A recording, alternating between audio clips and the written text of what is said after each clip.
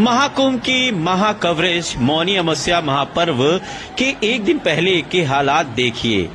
ये भीड़ जो आप देख रहे हैं ये संगम तट के पास की है और आप देखिए तकरीबन आज दिनांक 27 जनवरी को 14.67 करोड़ यानी कि लगभग 15 करोड़ लोगों ने आस्था की डुबकी लगाई। ऐसे ही नहीं महाकुंभ कहा जाता है। 29 जनवरी मौनी अमावस्या महापर्व के पहले ये विशाल भीड़ इस बात का सबूत है कि लगभग 10 करोड़ से अधिक लोग मौनी अमावस्या महापर्व पर आस्था की डुबकी को लगाएंगे। ये जाते हुए श्रद्धालु सर पर गठरी रखे हुए सिर्फ गंगा मैया के जयकारे के साथ आगे बढ़ रहे हैं।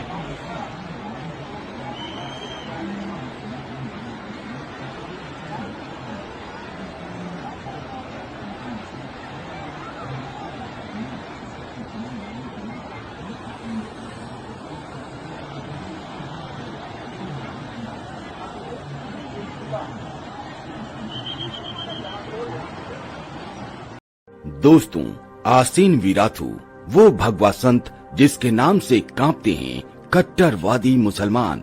वीराथू, जी हाँ, बस ये शब्द ही काफी है म्यांमार में।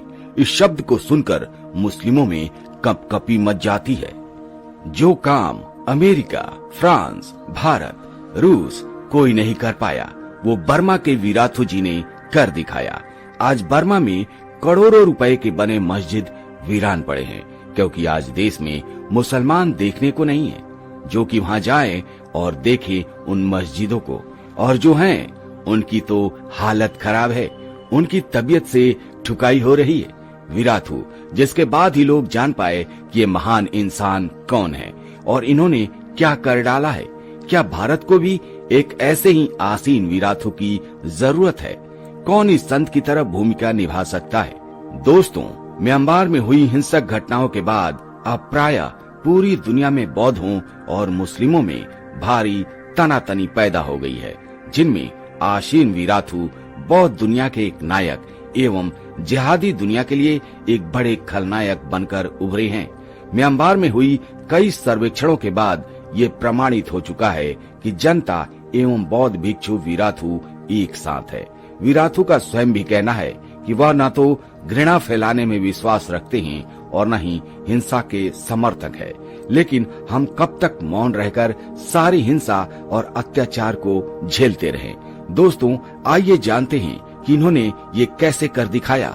वीराथू एक ऐसा नाम है जिसे सुनकर बर्मा के मुसलमान थर थर कांप रहे हैं। बर्मा के बौद्ध गुरु वीराथू जी ने आखिर किस तरीके से मुस्लिमों को भगाया या कमजोर किया, आइए इसे समझते हैं। जैसे मुसलमानों का 786 का नंबर लक्की माना जाता है, वैसे ही वीराथू ने 961 का नंबर निकाला और उन्होंने पूरे देश के लोगों से आह्वान किया कि जो भी राष्ट्रभक्त बौद्ध है वो स्टिकर को अपनी अपनी जगह पर लगाए। इसके बाद टैक्सी चलाने वालों ने टैक्सी पर, दुकानों वालों ने दुकानों पर इसको लगाना शुरू कर दिया। लेकिन वीराथू का संदेश साफ था कि हम बौद्ध अपनी सारी खरीदारी और व्यापार वहीं करेंगे जहां ये स्टिकर लगा होगा। किसी को टैक्सी में चढ़ना है तो उसी टैक्सी में चढ़ेंगे जिसके ऊपर ये स्टिकर होगा। उसी रेस्टोरेंट में खाना खाएंगे जहां ये स्टिकर हुआ। उन्होंने ये भी कहा कि हो सकता है कि ऐसी हालात में मुस्लिम सऊदी से आए, पैसों के दम पर अपने माल को कम कीमत पर बेचकर आपको आकर्षित करें। लेकिन अपना ध्यान रखिएगा दोस्तों, आप 2 पैसा देना और सोचना कि आपने अपने देश के लिए पैसा दिया है। 2 पैसे कम में खरीद कर मातृभूमि से गद्दारी मत करना। वो आपके पैसे हैं, आपको ही मिटाने में लगते हैं। मूर्खता मत करना। दोस्तों, हालात ये हो गए कि मुस्लिम के व्यापार ठप पड़ गए।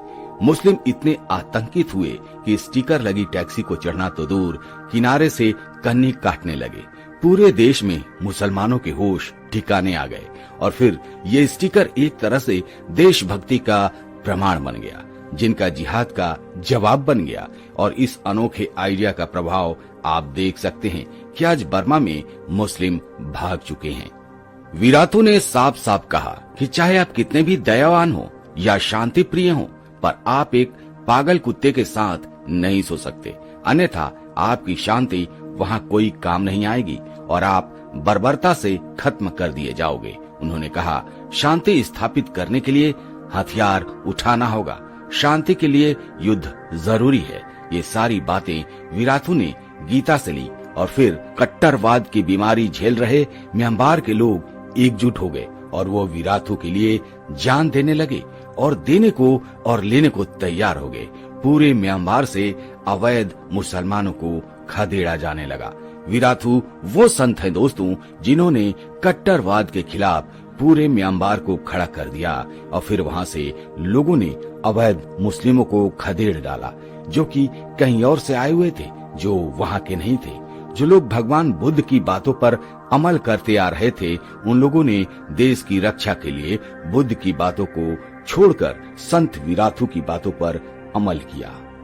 और इसीलिए विराथू अब पूरे देश में घूम घूम कर भिक्षुओं तथा सामान्य जनों को उपदेश दे रहे हैं कि यदि हम आज कमजोर पड़े तो अपने ही देश में हम शरणार्थी बढ़ जाएंगे। विराथू के प्रवचनों को अगर कोई सुन ले तो उसे लग सकता है कि शांत स्वरों में मोक्ष प्राप्ति की बात चल रही है। दोस्तों, ये संत महान है, ये लोगों के लिए महान बन चुके हैं। इन्होंने कुछ ऐसा कर दिखाया है जो करना किसी के लिए मुमकिन नहीं था। इन्होंने उन कट्टरवादी मुसलमानों को अपने देश से भगा दिया, भागने पर मजबूर कर दिया, जो वहीं की खाते थे और वहीं के लोगों को परेशान करते थे। तो संत विराथू के बारे में आपका क्या ख्याल है? आप अपने विचार कमेंट करके जरूर बताइएगा। क्या हमारे देश को भी एक ऐसे ही संत विराथू की तरह किसी की जरूरत है? अगर हाँ, तो कमेंट करके जरूर बताइएगा। दोस्तों, फिलहाल आज के वीडियो में इतना ही। मिलते हैं आपसे अगले वीडियो में एक नए टॉपिक के साथ। तब तक के लिए जय हिंद, जय भारत, जय सनातन।